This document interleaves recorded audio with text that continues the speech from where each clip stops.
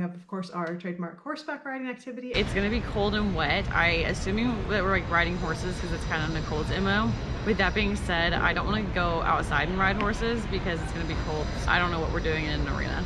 Maybe we're gonna do a fake fox hunt. That could be a thing. We're gonna ride horses at some point. That's a given. Definitely gonna ride horses, which will be great. We're headed to the Palace of Versailles. Yay! Which is exciting, except we were supposed to be riding horses on the grounds of Versailles this morning. What? Oh, that makes me so sad and angry. It got canceled because of the snow. It looks like we're going to rebook for Sunday. Yay! I'm very excited. Yay! There's gonna be a lot of chocolate on this trip, or at least a lot of options for chocolate. It was our last morning in Paris, and I finally found a local bakery for us. I headed out to get us breakfast, and with Marcia as my witness, I finally made it in and out of an establishment without speaking English. Yes! Or I should say, we. As we were walking along the grounds of Versailles, we were very excited to see a horse trailer pull up as we were on our way to the meetup location for our horseback ride. And I don't know if it was our exuberance or our wardrobe that gave us away, but the driver pulled over and gave us a ride the rest of the way to our meetup location, where we got to meet our horses for the day and to get introduced to the tour group. All right, you guys ready? You visit the castle this afternoon? We Already did a couple did. days ago Okay. in the snow. Yeah, in the snow. Perfect. There's some Yeah, it snowballs. was a good day. The news team was there. It was great. This one for you, Yeah. you know? I think This so. one for left. Okay. If there are any rodeo history nerds out there who are familiar with the story of Bonnie McCarroll, then you probably know why the idea of having hobbled stirrups made me incredibly nervous. I wasn't sure if any of our other ex-rodeo queens felt the same way, but there you have it. Definitely made me nervous. This is the first time I've ever ridden with hobbled stirrups, which means the stirrups are tied underneath. It was an experience. Perfect. Remember how to hold my. How you feeling, Beth? Good. I got the paint. Versailles recently played host to the 2024 equestrian portion of the Olympic Games, and I'd be lying if I said that wasn't a contributing factor when I decided what we were going to do for our horseback riding activity for this vacation. And so in your home you have a lot of rodeo. Yeah. I want to be never race. Oh! You can come visit us. When I'm younger, I dream. When I'm younger, I look at movies. Yes. Western movies. Yeah. John Wayne. Yeah. Yeah. And I want to do rodeo. And in way, because often I saw a video with the Argentine rodeo, but it's very natural. Yeah. As fall leaves crunched under our horses' feet and the sun beat down on top of us, I think every single one of us was grateful to be here riding today and not having to ride in the snow from a few days earlier. Say hi, everybody. Petit et Grand Trianon. Okay. If you have the time after the ride, the gate is just next to the truck. Okay. If you want to visit this place. Okay. It's nice when the weather is good because you can walk on the garden, and so it's very nice place, very English garden. Okay. Oh, I see, yes. It looks a country village. Yes. Our guide had pointed out the Grand Trianon on our left here as we rode by. This building was commissioned by Louis XIV in 1687. He built it as a way to get away from the arduous pomp of life in the court and to pursue his affair with Madame de Montespan. It's perhaps the most refined architectural ensemble found on the royal estate of Versailles. It was heavily influenced by Italian architecture and is renowned for its orderly gardens, its immense flower beds, and terraces resplendent with tens of thousands of aromatic flowers. It was originally a family retreat for Louis XIV, but was later used by other people, including Marie Antoinette, who was given this building as a gift by Louis XVI. So wait, how did you find that? Online. Just Googled it? Yep. That means I got good search engine optimization. Marie Antoinette's reconfiguration of the Trianon Gardens can be divided into two distinct phases. The first, starting in 1777, corresponds to the creation of the English gardens. Secondly, in 1783, she extended the gardens to the north and built a whole model village around an artificial lake, and you can see part of it here on the left. Work began in the summer of 1783 and was not completed until 1786. The Queen's Hamlet does not belong to any particular style, combining various influences from rural architecture, but it does succeed in creating a sense of aesthetic coherency.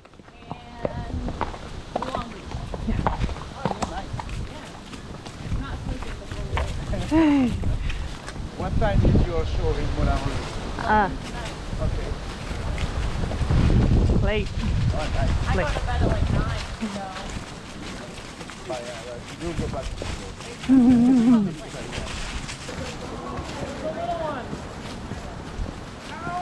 Nicole, they're just for you. I love them!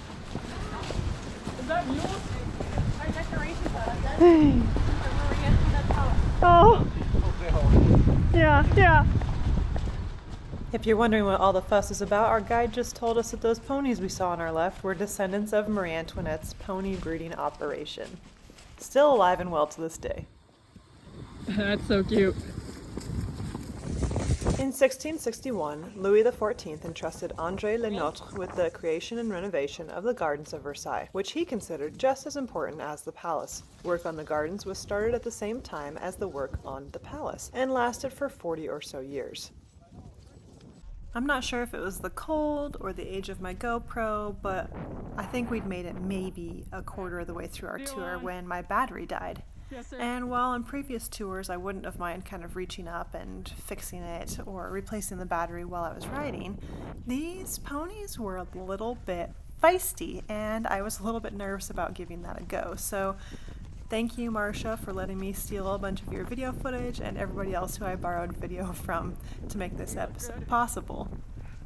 And when I say the ponies were feisty, I mean they were feisty. They were the grumpiest ponies I have ever seen. They didn't like to be told what to do. When one horse spooked, they all kind of spooked together, and none of them seemed to even like each other. I think Beth and my horse, this black one you see on the right here, were probably the grumpiest in the whole group. I think Randy and Warren Clayton's horses were pretty chill, but mine, if I got too close to anyone, it was like a magnet, and he just tried to go after them. Honestly, I was not expecting it, if I'm being perfectly honest. We started calling our group Pony Fight Club, and our horses the Gremlin Ponies. So there was that. Very nice. Cool.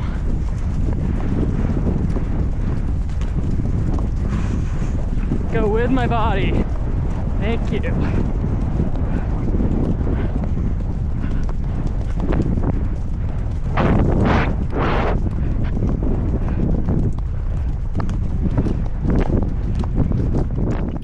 You know from previous episodes that when we arrived in Paris it was snowing, and Versailles likewise was covered in snow, which means that even though it was a beautiful sunny day here, from the snow melt, the ground was very spongy, very muddy, and there was standing water periodically along our ride.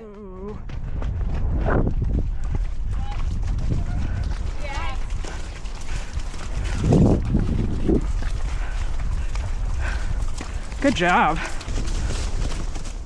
Creating the Gardens of Versailles was a monumental task. Large amounts of soil had to be shifted to level the ground, create parterres, build the orangery, and dig out the fountains and canal in places previously occupied solely by meadows and marshes.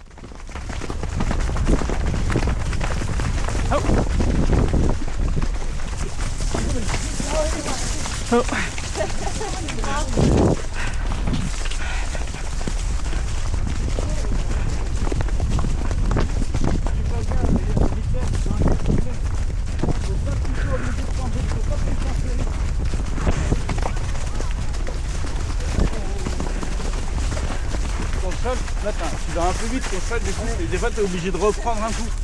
Si tu reprends, tu les mets en vrac. Si tu...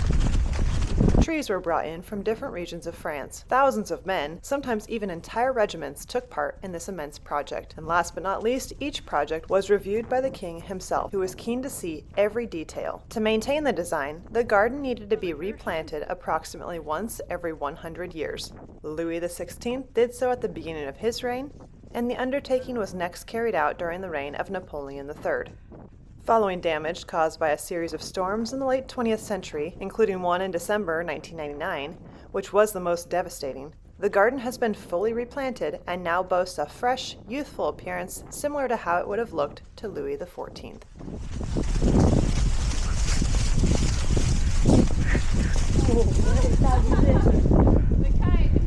It's a big paper bag.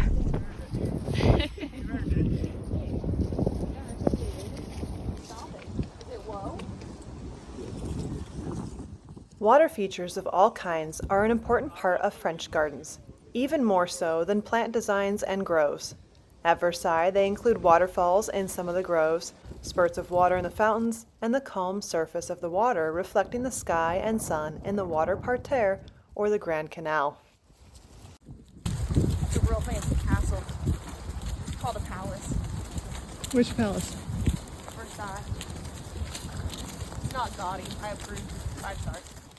Built between 1667 and 1679 by André Lenotre, the Grand Canal of Versailles is the largest basin in the park of the Palace of Versailles. It's shaped like a cross, has an average depth of 6 feet and 7 inches, a max length of 1.1 miles, and a max width of 203 feet. As we came to the end of our ride along of the Grand Canal, we got a front view of the Grand Trianon in all of its splendor.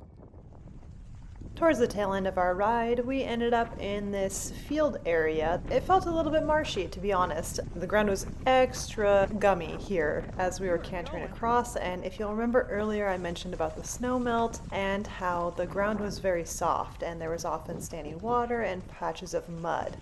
Well, if I was the only one that noticed it, then I will tell you right now that Marcia very soon is going to learn the hard way that there's a lot of muddy spots out here. Just keep watching. Whoa, shit! Beth, you got us! Holy shit! I got that on camera, holy shit!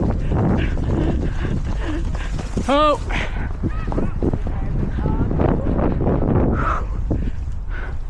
I'm on a real fox hunt! With a name that matches his attitude, Django, my trusty mount here, is actually a Spanish-bred horse crossed on a Welsh pony. And in typical pony fashion, right after I took this video, he let out a giant buck right under the trees. While our horse tour was relatively short, just a mere 2 hours, it was time to get off, say goodbye, and get some final pictures with our mounts before we headed on to lunch and then the rest of our itinerary for the day.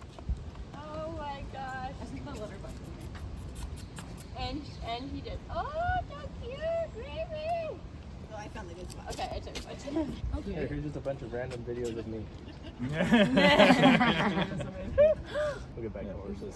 Look at that horse. Rodeo. Like 4 hours a day, It's all perfect the life. week. Rodeo, party girls. Yeah.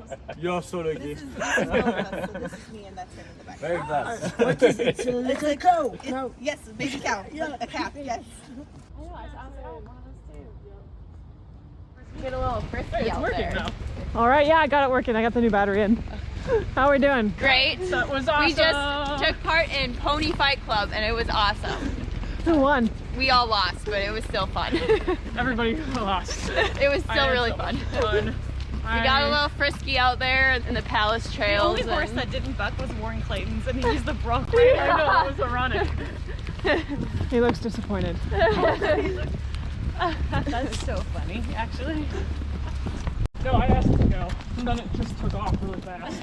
I didn't like they kind of let us open up at the last chance. I didn't love that it was on the way home though. I'm like Barnsdale and go. It was kind of fun running through that field, that wet Yeah, field. you mean the one that you got me on? Yeah, the one I got you on. Going up that was a little sketchy. Like I felt us start to slip. Give him his head. Don't want to go down in the mud. My horse was pretty good, except he tried to kill everybody, so I got exiled to the back. We thought his name was Flynn Rider. It turned out it was Django. If that gives you any idea. Yeah, anyway. I stopped being nice and like steering around with sticks and he just jumped everything. So that was kind of cool. I feel like that's It was pretty smooth. We grabbed lunch at an on-site restaurant on the palace grounds, and I was actually a little bit disappointed because Randy and Warren Clayton missed their last chance to try escargot on this trip. But we did get a chance for some final photos at the Palace of Versailles in front of the fountains, and just kind of remember our time there before we said goodbye. But we will start with another museum tomorrow at 4:15, I believe, and it is the Museum of Chocolate. On our way back from our horse tour, we stopped at the Museum of Chocolate for a tour. There, as you can imagine, we learned all about the history of chocolate, how it's made, where it came from, and its influence on society. We got to see a lot of different tools that were used to make it from different civilizations, and then we even got to see some chocolate art in the form of a giant chocolate Eiffel Tower. And before we left, we got ourselves a cup of hot chocolate to go.